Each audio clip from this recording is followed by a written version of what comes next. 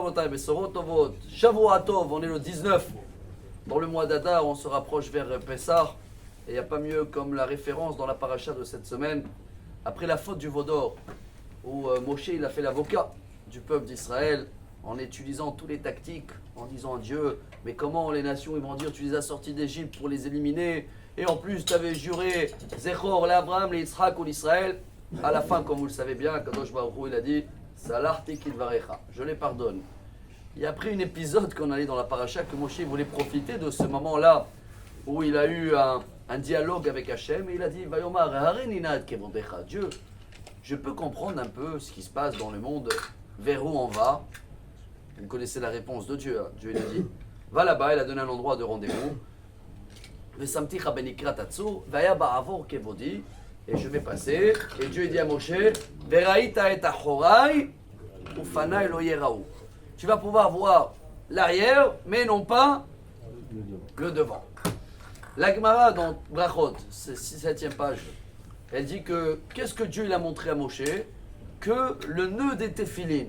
Quoi le nœud de téphilines? Bon, c'est marqué en là-bas, la Gemara raconte que Dieu met les téphilines tous les jours.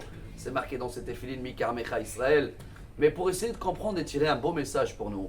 Même Moshe Rabbeinu, il voulait comprendre qu'est-ce qui se passe, c'est quoi la fin du film, pourquoi celui-là il fait du bien, il mérite du mal des fois, et l'autre c'est l'inverse. Alors, c'est quoi cette réponse qu'a dit la Gemara que Dieu il a montré à Moshe le nœud des téphilines? Le Khatam Sofer explique, c'est très beau. Vous voyez le boîtier des téphilines de la tête? Il y a 2 fils qui sortent de là.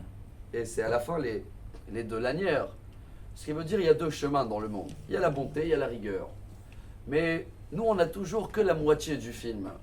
Alors Dieu exprès, il a montré à Moshe le seul endroit où les 2 chemins, ils sont liés, ils sont attachés. C'est le même chemin. Ils amènent à la même maison. Ça s'appelle maison en hébreu, ça. Bait shel tefillin. Ce qui veut dire que nous, on s'attrape sur un seul chemin et on ne comprend pas. Il y en avait plusieurs. Il arrive chez le rabbin, il se plaint, il dit ça va pas, ça va pas. Et à la fin, le rabbin, il a dit t'as terminé? Il a dit oui. Il a dit pourquoi tu m'as raconté que la moitié d'histoire? Alors le monsieur a dit j'ai tout raconté, monsieur le rabbin. Le rabbin a dit non, tu ne m'as pas raconté l'autre moitié. Tu ne sais pas vers où tu vas. Tu vas voir que tout ce que tu traverses, à la fin, ça va amener pour un chemin, comme il dit le roi David dans le Télim, qu'on le connaît très bien, le 30. Aromimcha Hashem qui dit litani. Merci Dieu, même dans les moments où j'étais tout bas, parce que quand on comprend la fin du film, c'est ça qui est beau, et c'est ça le message qu'à mon avis, on doit démarrer la semaine pour aller vers notre liberté à Pessah. C'est de comprendre, que tout ce qui se passe pour nous, même si on le sent mal, mais la fin du film, c'est pour notre bien. Sauf qu'on ne peut pas connaître la fin du film.